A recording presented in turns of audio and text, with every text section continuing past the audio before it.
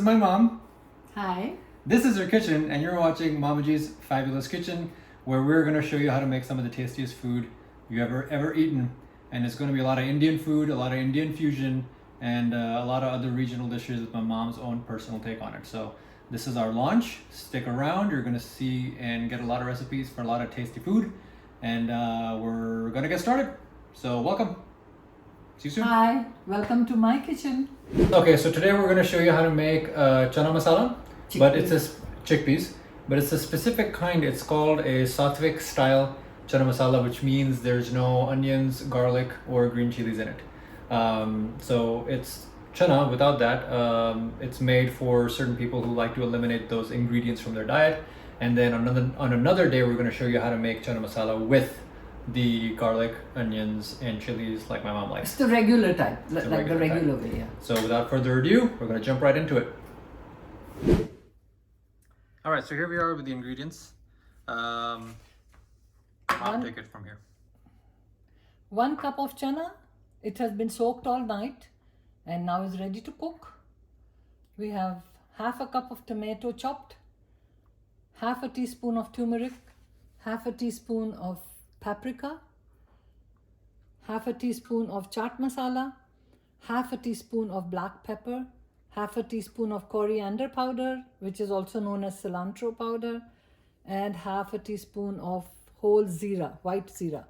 And there's half a teaspoon of salt, and if you need more to taste, you can add more salt. We also take a pinch of baking powder. It helps to soften the chana further. All right, and what do we have in the oil? We have this small pressure cooker because I'm just using 1 cup of chana. We have some olive oil in it, which is now heated. It's ready. So I'm going to add the zira to the hot oil and just see if it's hot enough to see if it's tempered. It needs to be a little hotter. So Yeah, so it's not sizzling. yeah, so it's not sizzling. The zira will sizzle if it's hot. So it'll just take a few seconds because it's been on the stove, but I had lowered it because we were explaining the ingredients. All right, so I'll come back as soon as this oil is out. Stand by. Okay. All right, so our oil is hot. We're going to put some in there to show that it's spattering. All right, so you can see that zero sizzling. That tells you that the oil is ready. It's hot. It's nice and hot. Yeah, it should be nice and hot. All right, so we got about 3 to 4 tablespoons of olive oil in there. And we're just going to dump all that zira in there. And then you add all the dry spices. See?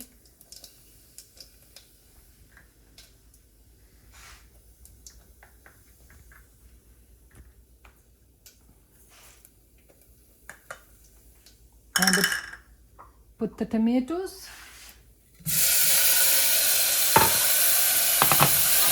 Stir it up.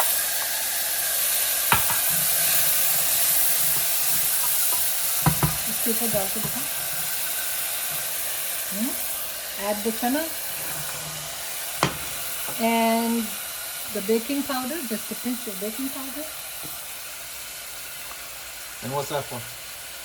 It helps to soften the chana a bit more while cooking, in the cooking process.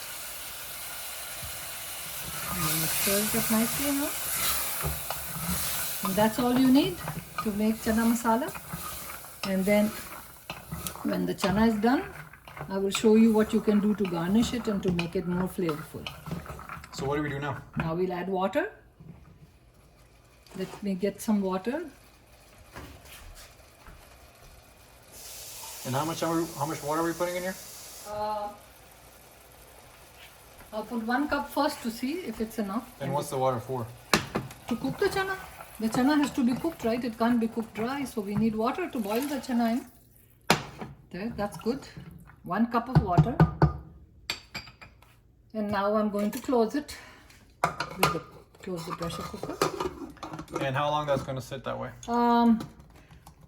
The pressure cooker will start sort of, letting out a whistle when it's under pressure, and maybe 2 or 3 whistles or the sizzling sound that comes out of the pressure cooker will be enough. We'll turn it off and then let it sit for a while until... But how many minutes is that roughly? Because everyone is not going to have the same pressure cooker. whatever pressure cooker you have, still let it cook for about at least 3 to 4 whistles.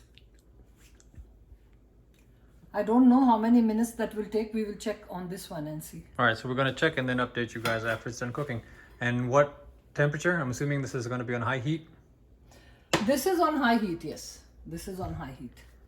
Okay, we'll come back when it's done. Okay, so we're back. It's done cooking and it's been about 4 to 5 minutes.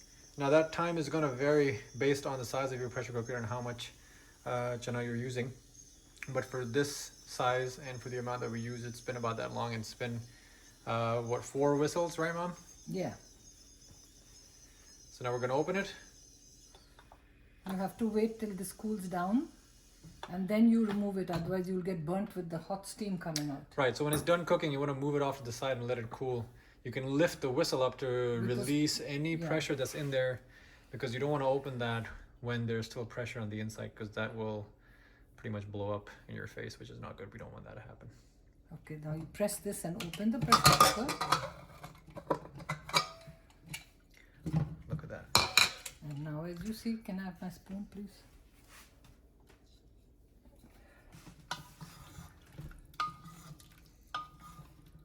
Okay, there is a little water in it still, little liquid. Okay, so we can dry that up by putting the stove on again. So you can put it on a medium heat and reduce it to whatever kind of consistency you like. Want, gravy if you want gravy. Or you can dry it up completely. Yeah. And if you see the chana, it's cooked.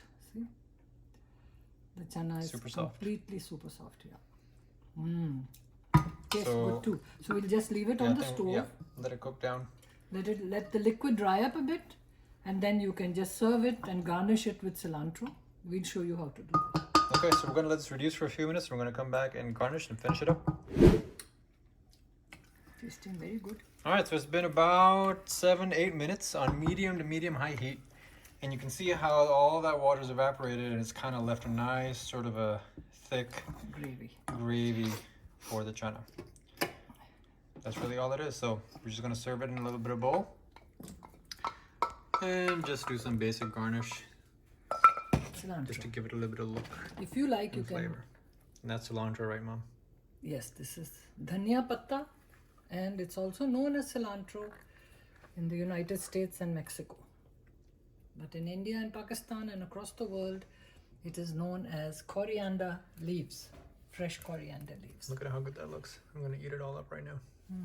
Take it out. So there you have it, guys. It's a basic chana masala, Satvic style, for those who don't like garlic, onions, and chilies.